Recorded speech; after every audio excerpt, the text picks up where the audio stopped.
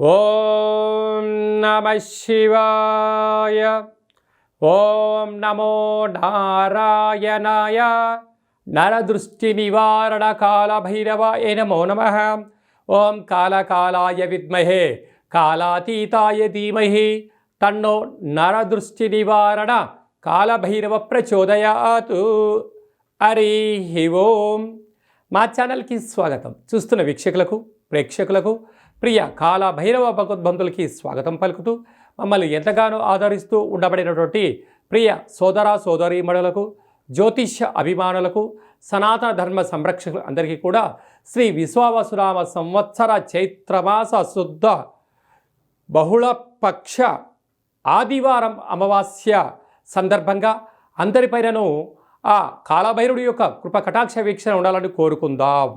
ద్వాదశ రాశుల్లో గ్రహ గమనాన్ని ఒకసారి వీక్షింపచేద్దాం.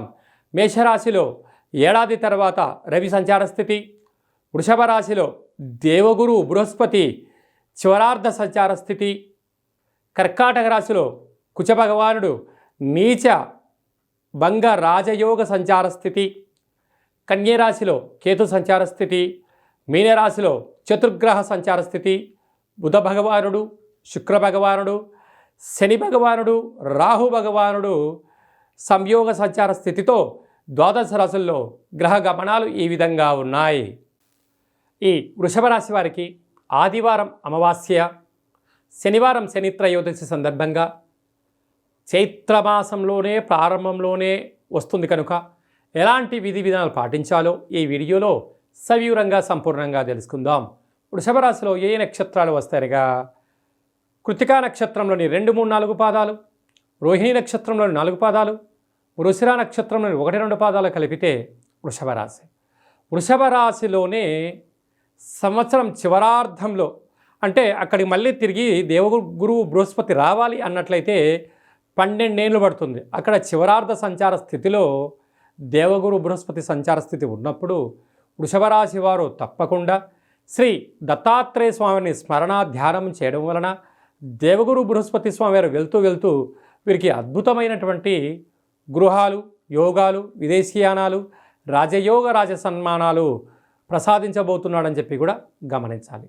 తృతీయంలో కుజభగవానుడు నీచభంగ రాజ సంచార స్థితి ఉన్నప్పుడు రుణ సమస్య, రోగ సమస్య, శత్రు సమస్యలు ఉండినను దానిని అధిగమించే శక్తి వృషభ రాశి వారికి ఉంది కనుక మౌనం, ధ్యానం, ఏకాగ్రత ఉండగలిగినట్లయితే స్థిరచరాస్తుల్ని కాపాడుకుంటూ కొత్త ఆస్తులు వృషభ రాశి వారు సొంతం చేసుకోబోతారు. అలాగనే కేతు సంచార స్థితిలో స్వల్పమైనటువంటి కొన్ని మార్పులు ఉండడం వలన చిన్న విషయాలకు ఆందోళన చెందనక్కర్లేదు.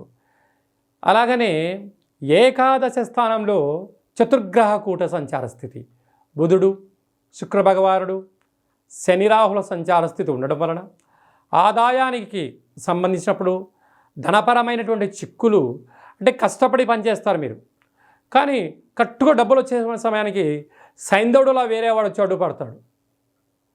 అంటే ఇంట్లో వాడే పెట్టే కంట్లో పుల్లా అని ఒక పెద్దవాడు చెప్తుంటారు. ఆ విధంగా ఇలాంటి ఇబ్బందులు రాకుండా ఉండగలగాలి. అలాగనే ఏడాది తర్వాత రవి భగవానుడు వ్యయంలో సంచారం చేయడం వలన దూరవాయు జల ప్రయాణాలు చేసేటప్పుడు ఎన్నో జాగ్రత్తలు అవసరం కనుక ఇలాంటి కాల సమయంలో శనివారం పూట శని త్రయోదశి కార్యక్రమంలో పాల్గొనడం, ఆదివారం పూట వీలైనంత వరకు మంగళ స్నానాన్ని ఆచరింపచేసి కృతికా నక్షత్ర జాతకులు ఎర్ర గుమ్మడికాయ, ఎర్రటి కుంకుమను అందులో వేసి కర్పూరంతో దిష్టి తీసి బయట పడేయించుకోవడం వలన నరదృష్టి, శత్రు ప్రభావాలు తొలగిపోతాయి.